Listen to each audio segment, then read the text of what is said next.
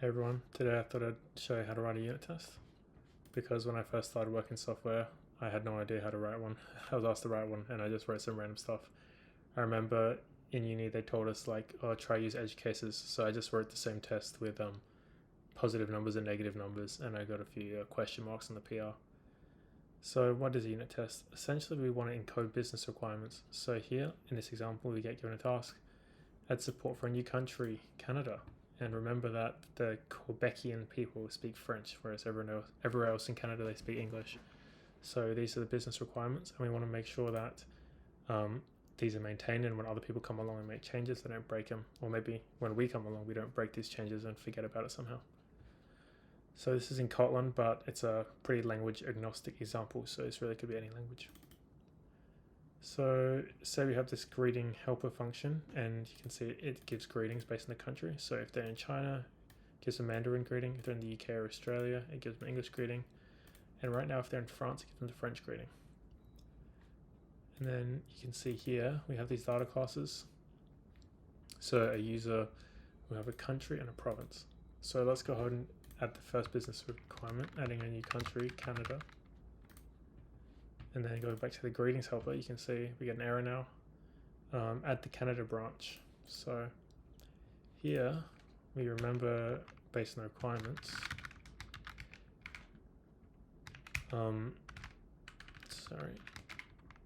We remember, so if the user's province is Quebec, we want to do French. Else we'll do the English greeting. Cool. So now we've made our change and the business requirements are satisfied. Let's add a unit test for this. So let's look into the greeting helper test to make sure that this logic gets preserved.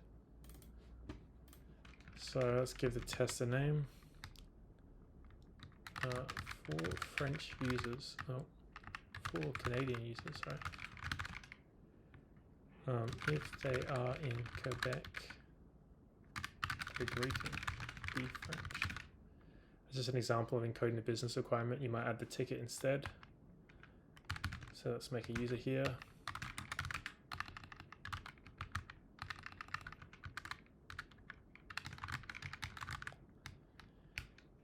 Let's import this data class. You can see it takes in those three fields: name, country, and a nullable province. So let's say my name. Province. So when we call greeting helper get translate greeting on this user,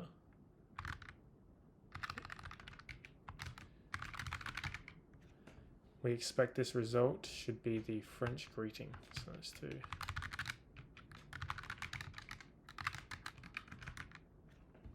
let's run this test.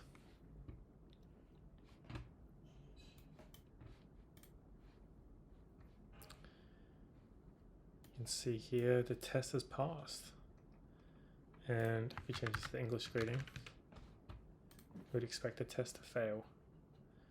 You can see the assertion failed.